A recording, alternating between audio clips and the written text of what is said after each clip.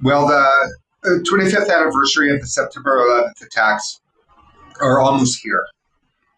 We've got about another month and a couple weeks to go.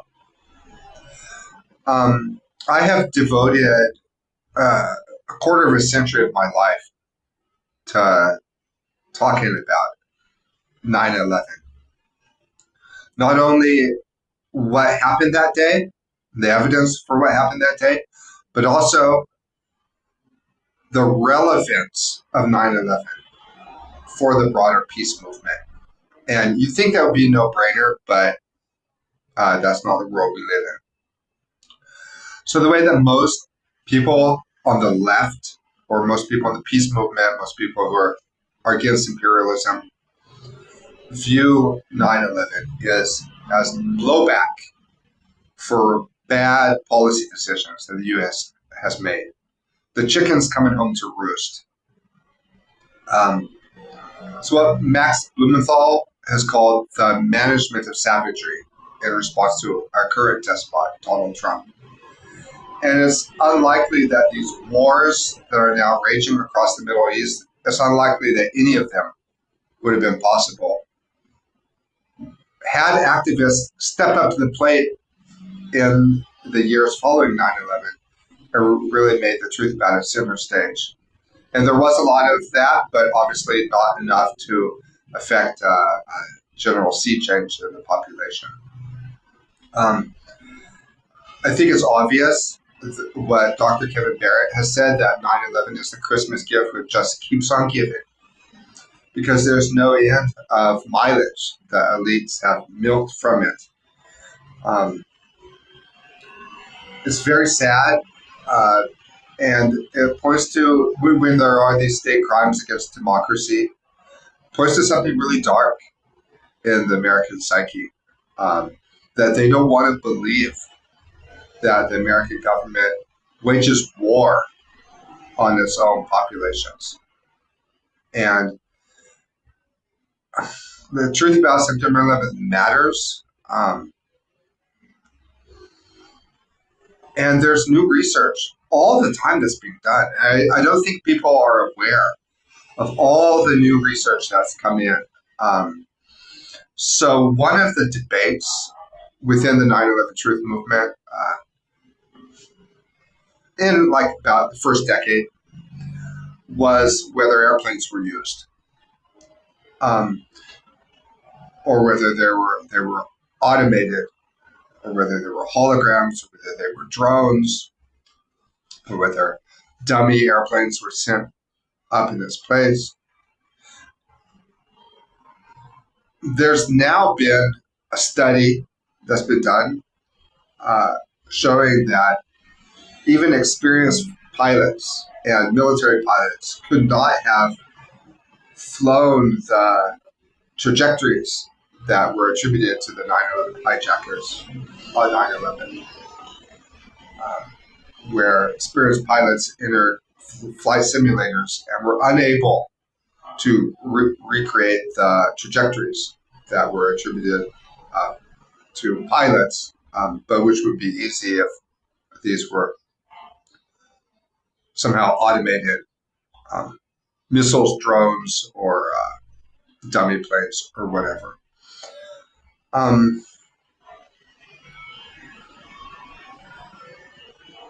It's very difficult for me to understand how activists who are ostensibly against American imperialism, people like Noam Chomsky, would be so hostile to even looking at evidence for official complicity.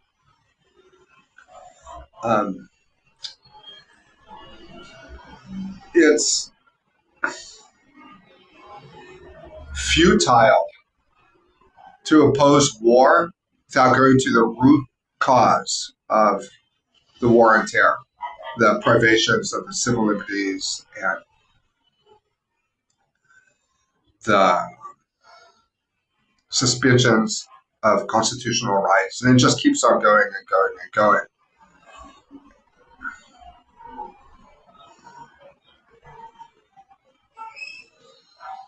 And it really reveals something deep within the American psyche that even in spite of all the overwhelming evidence for official orchestration of the September 11th attacks, so many Americans are like, I don't want to see anything, I don't want to hear anything.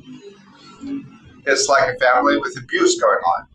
And as Pierce Robinson has pointed out eloquently, the relationship between the public and the state is like a parent-child relationship. And when there's abuse going on, we just don't want to look. The implications of knowing the truth about 9/11 or letting yourself be penetrated by the research and the overwhelming evidence, the implications of which are revolutionary, because most Americans already have a revolutionary ideology inside of them. Noam Chomsky, arguably the most famous peace activist of the 20th century, one of a handful of the most well-known, certainly. I think he's 99 years old now, in a wheelchair. In a wheelchair in Brazil.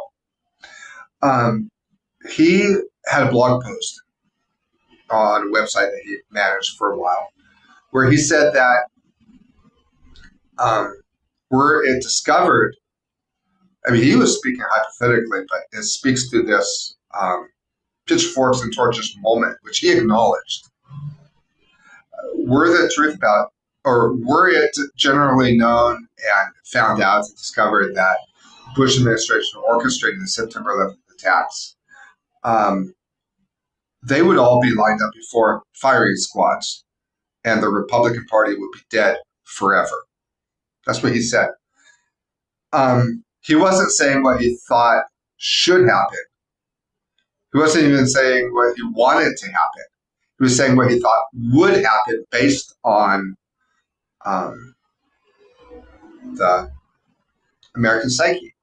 And we look at Iran and we demonize them when they say death to America and death to Israel.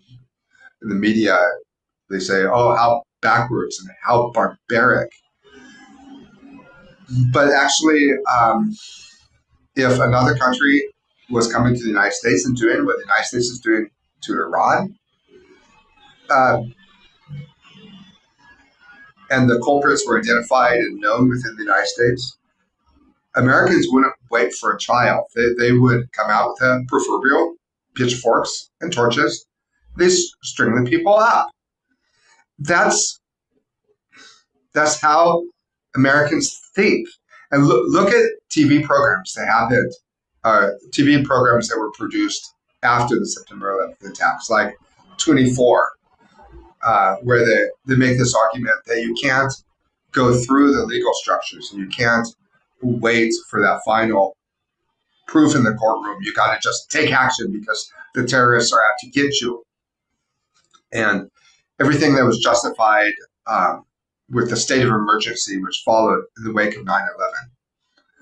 And now imagine all that being applied to the state. It's hard for people to take that second to even think hypothetically about what would happen were the American people to become generally aware of the facts around 9/11. It's hard for them to take that hypothetical position because there's a religious faith in the institutions of the United States, that the institutions are there to protect us. And there's a fervor and an intensity of the belief that the U.S. presidents don't wage war against their own citizens. But to that, I would say you don't know history, because studying history, especially the history of the Cold War, the 20th century, there's a very rich history, even admittedly, of false flag terrorism. So 9/11 is the elephant in the room. It's It's the reason that somebody like Donald Trump can take control.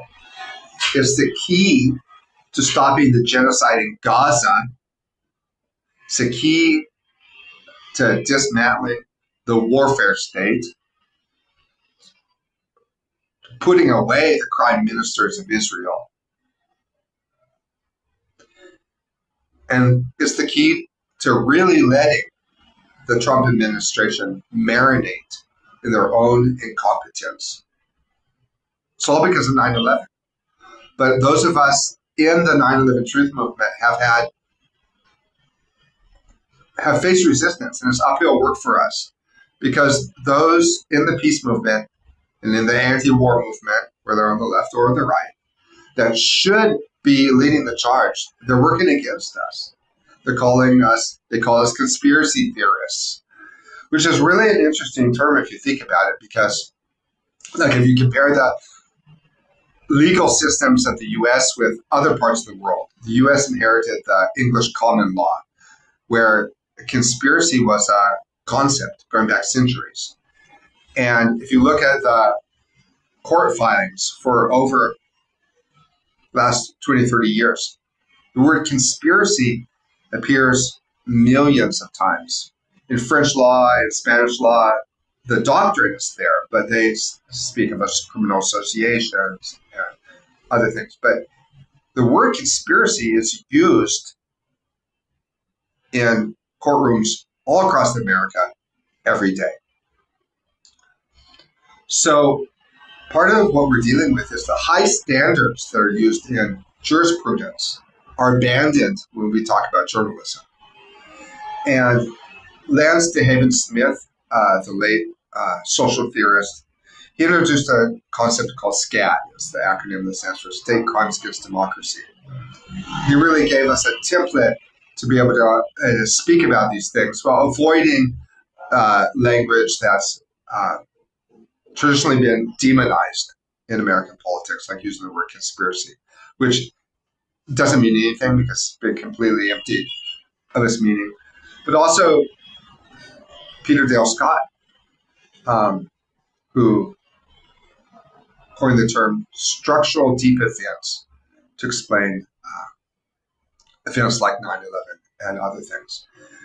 When there are state crimes against democracy, which 9/11 is one of many examples, the investigations into these crimes tend to be highly controlled, tightly framed, and totally reliant on institutions and organizations which stand to be embarrassed by such investigations. The proverbial fox guarding the henhouse. The evidence now is overwhelming. There's new evidence coming out. There's new research coming out all the time. One of the most interesting new pieces of evidence about 9/11. So for the first 10 years or so of the 9/11 truth movement, there was a debate about whether airplanes were used, whether there were dummy planes, whether there were drones, whether there were missiles that flew into New York and the Pentagon. And recently, some activists got together, experienced pilots, including some fighter pilots, and had them in flight simulators trying to recreate the trajectories, seeing if they could fly the trajectories that were attributed to the hijacker pilots that day. And they were unable to, showing the complete impossibility of pilots, much less the inexperienced pilots that were told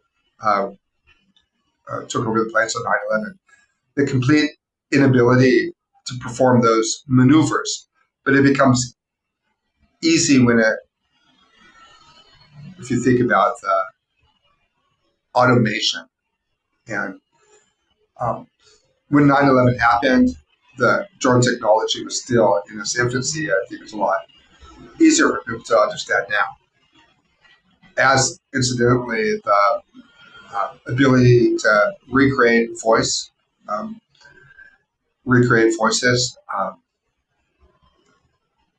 using samples. But actually, what happened was the airplanes were downed, were put into hangars, and then certain passengers were kidnapped and forced to make phone calls as if they were flying on the planes, which is another complete impossibility.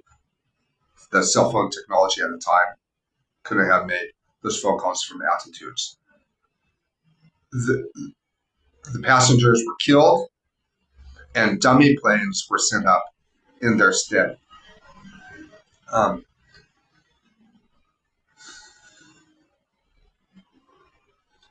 It speaks volumes about the priorities and it speaks volumes about the priorities of Americans, that they could be fine with just letting it go when there is something that is so dastardly that has been stinking and putrefying in American society and American culture for so long. And 9/11 and those that did it,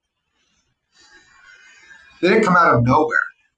They're part of a cartel that was bringing cocaine and heroin into the United States for decades. Starting in 1980, this cartel moved into the White House. They stayed in the White House till 2008.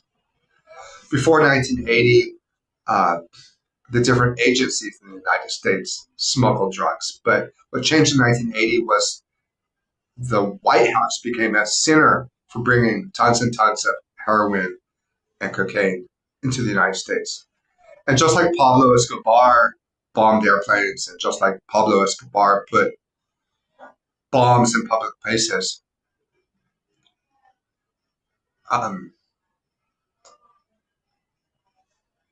the things that go along with narco trafficking, assassinations, terrorism, money laundering, these things go together.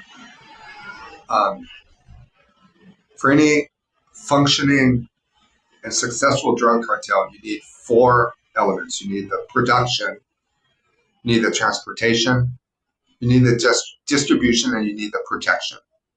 So the first element of this, the production, this was carried out in Colombia during the 80s, in the heyday of the cocaine epoch, or it's carried out in the Golden Triangle in Laos, where they grow the poppies that make heroin. But the 3 most important facets of a highly successful functioning drug cartel, the transportation, these are all carried out by the military. Because if you have control of the military bases and shipping, you can just fly airplanes into military bases and avoid all controls.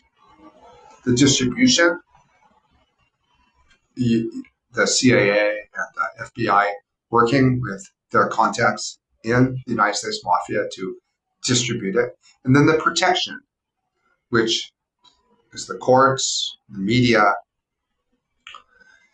So the history of false flag terrorism is also very interesting, because you see that it didn't start with 9/11. There were many similar false flag terrorist attacks before 9/11. Operation Gladio, Oklahoma City, just like there have been many false flag terrorist attacks since 9/11. The 7/7 London subway bombings. So I don't advocate for violence. That's not my style. But I know the American people well enough to know that were the truth about 9/11 generally known, there would be that proverbial pitchforks and torches moment, and Americans wouldn't wait. It is common in journalism to talk about what crowds would do under certain circumstances, presented with new evidence. But there is a high level of cognitive dissonance, because even people who are critical of the American government most of the time, they don't want to believe that the Bush administration, even the Bush administration, would be capable of doing such a hideous thing. The tide may be turning as more high-profile journalists and celebrities lend their voice to this most important theme, the truth about 9/11, the Christmas gift, which keeps on giving, because there is literally no end of mileage that elites have milked from this, and the demonization of Islam. With as I speak, the Middle East is on fire with this new war. So, encourage everybody to get involved, get active. There's something everybody can do. Nothing else than just sharing these reports. Thank you very much.